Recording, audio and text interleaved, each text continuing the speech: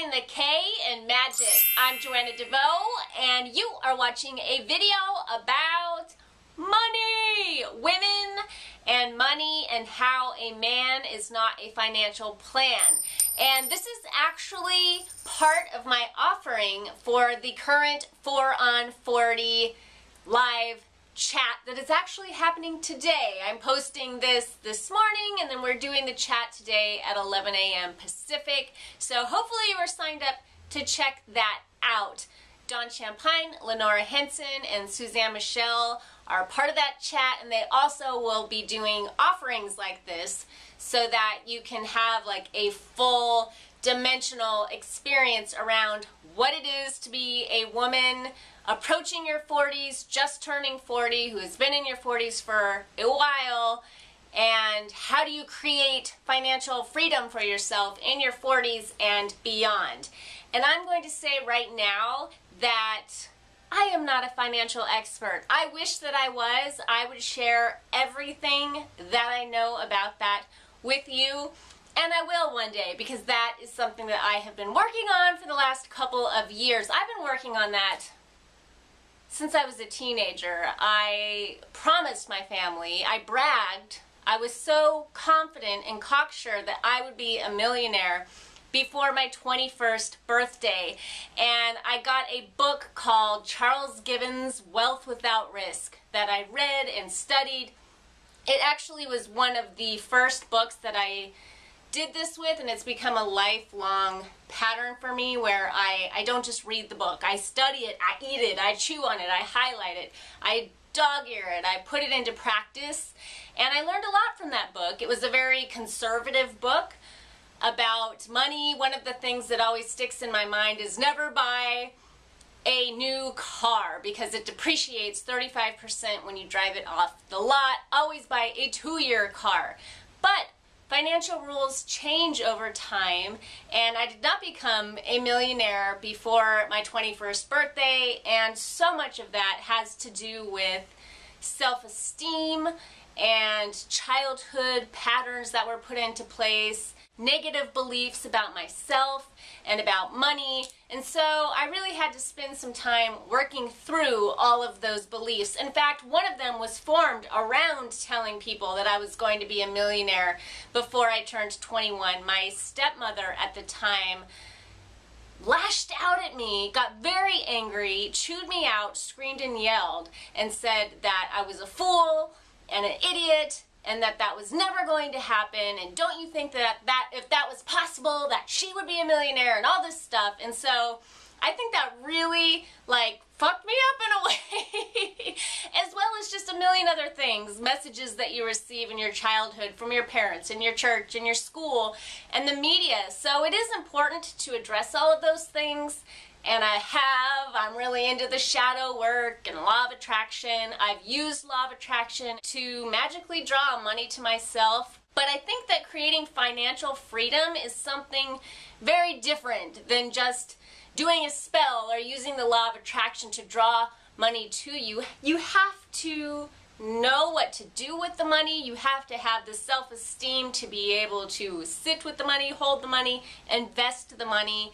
And you also have to have the education and the know-how, which kind of feeds into confidence and self-esteem. So I would say educating yourself and working on your self-esteem and doing shadow work, they kind of like feed each other and go in a circle like that. Those are things that I've been working on for a while, and right now what I'm really interested in is learning about facts. I want know-how. I get very frustrated when I sign up for financial webinars and they spend the whole hour just doing kind of a song and dance about how you too can be rich, or it's really just about being a match to money and vibrating at the vibration of money, and then by the end of it they haven't really given you any solid education about hands-on material steps you can take. And that's what I'm really interested in right now. This book, Prince Charming Isn't Coming, it was just a really empowering read for me. I just did a blog post on it, and I will link to that down below, of my favorite quotes from this book. But I think what this book does is it just makes a really nice bridge between the books that talk about self-esteem and being a match to money, law of attraction and magic and all of that. And then the books that are going to get into the tangible, hands-on know-how of investing, IRA accounts, paying your taxes, how much you need to have in savings, that kind of practical information. This is the book that's kind of taking me from there to there. I've read so many books. I have The Millionaire Messenger, Smart Women Finish Rich, Your Life or Your Money, Secrets of the Millionaire Mind. Oh, I have quite a few Susie Orman books, but this one is The Courage to Be Rich. Don't know what happened to the cover. And this one is really great. It's The Tao of Warren Buffett, but what I like about this is it's just little nuggets of wisdom. Like each page you can see like that. It's just like a little paragraph. It's got like a little sentence, words of wisdom at the top, and then the little story usually demonstrating that little bit of wisdom. And what I like about Warren Buffett is he is conservative, but also very methodical in his investment strategy. So that's where I'm putting my energy now, in learning from people like Warren Buffett, going to Forbes, going to the Wall Street Journal, and trying to just wrap my mind around all of this jargon. I've always been a person who is not great with numbers, and I'm looking to change that. There are 3 websites that I think are great if you want to be on a woman-friendly site. And if you are a beginner investor or you're just learning how to budget and show up for yourself financially, they are LearnVest, Mint.com, and The Daily Worth. And I will link to those down below as well. But as I said at the beginning of this video, I am not a financial expert. But what is interesting, when I started Kick-Ass Switch, for the first year, I had a little survey down at the bottom of my website asking people, what do you want help with? How can I be of service? What are you most interested in?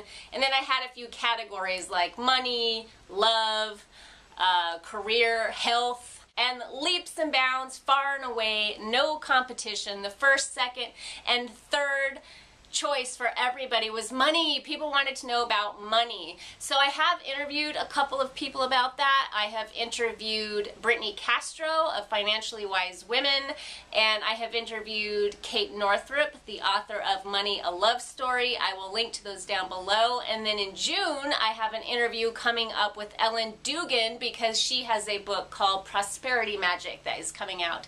So stay tuned for that. And really what I wanted to say is in the title of this video. There is one thing that I know for sure when it comes to money, and that is a man is not a financial plan. And again, this book, Prince Charming Isn't Coming, really drives that home. I even wrote that across the top. A man is not a financial plan, because even if you have made an agreement, let's say, with your husband to be a stay-at-home mom, and he's going to take care of all of the money happily. He wants to work his job. He honors that you are doing a valuable, sacred job and you're in a partnership. He is still not your financial plan. You still have to be a part of budgeting the family income, knowing where all the money is, all of it. There can be no secret accounts anywhere. You need to know what kind of debt you are in, what kind of savings plan you have. So even if someone else is earning the money in your family, you have to be a part of the process, because what is happening is so many marriages end in divorce, and women that are in their midlife, in their 50s and 60s, are finding themselves unable to find jobs that can help them. In fact, a lot of them are just ending up homeless, which is really terrifying, but a lot of them just don't have any kind of job history where they can go out into the workforce and get a high-paying job that can help them maintain the lifestyle that they used to live, and they end up really struggling. And or they get a divorce and their husbands have spent all of the money behind their back, and they did not know, that they were responsible for what their husband does. If you are in a marriage, you are in a financial partnership, and you are both responsible for any debts incurred. And this also happens when your spouse dies. and you become responsible. So you are responsible. You need to take responsibility for your own finances, even if that doesn't mean going out into the workforce and creating your own income. Whether you're creating your own income or not, you still have to take responsibility. And there's a quote in this book that I love. It says, "A financially independent woman is the final emancipation for both sexes." It's something you're doing for yourself. It's something you're doing for all women and for all men. It's about setting yourself free and setting men free. It is one of the most liberating, empowering things that you can do for yourself. And that is what I am doing for myself right now. That is my priority right now. That is what I am working on. And I have written a blog post, which I will link to down below. And you will find all these links that I mentioned within that blog post. And it is called "The Sovereign Goddess" as a guide to financial freedom and empowerment.